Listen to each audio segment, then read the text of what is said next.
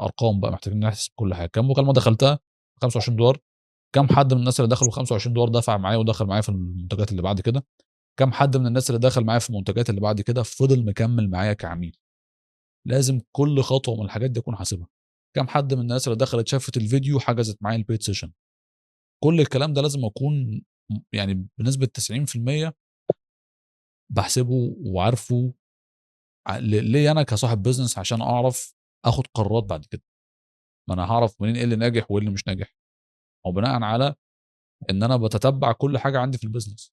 لو انا ما بتتبعش كل حاجه عندي في البيزنس مش هعرف ايه اللي ناجح، ومش هعرف اخد قرارات في البيزنس بتاعي، وهاخد قرارات خاطئه هتخسرني كتير جدا لان انا ما اعرفش ايه اللي ناجح.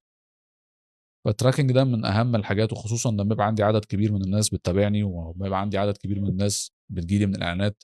لما ببقى بصرف بادجت معين على الاعلانات لازم اكون عارف كويس كمدرب او مقدم كورسات او كحد بيقدم اي خدمه ارقامي عامله ازاي.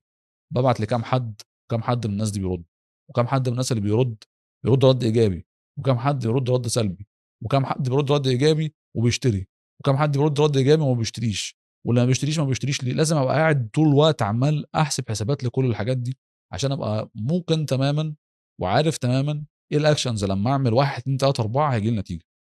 من اول ما توصل للمرحله دي في البيزنس بتاعك خلاص انت هتبقى الناس اللي بتقول لك انا في البيزنس بعمل شهر بعمل مليون جنيه وشهر بعمل صفر، ما بنسبه 900% ما بيعملش تراكنج، بنسبه 2000% ما بيعملش تراكنج، لانه ما يعرفش ايه اللي ناجح. لو انت تعرف ايه اللي ناجح ما كنتش هتعمل صفر في الشهر اللي بعده. فده مهم. ثباتك على ريفينيو معين بشكل شهري نابع من معرفتك بايه الاكشنز اللي بتعملها بتجيب لك نتيجه. طب هتعرف الاكشنز اللي بتعملها بتجيب لك نتيجه منين وانت مش عارف ارقامك ايه؟ مش هتعرف.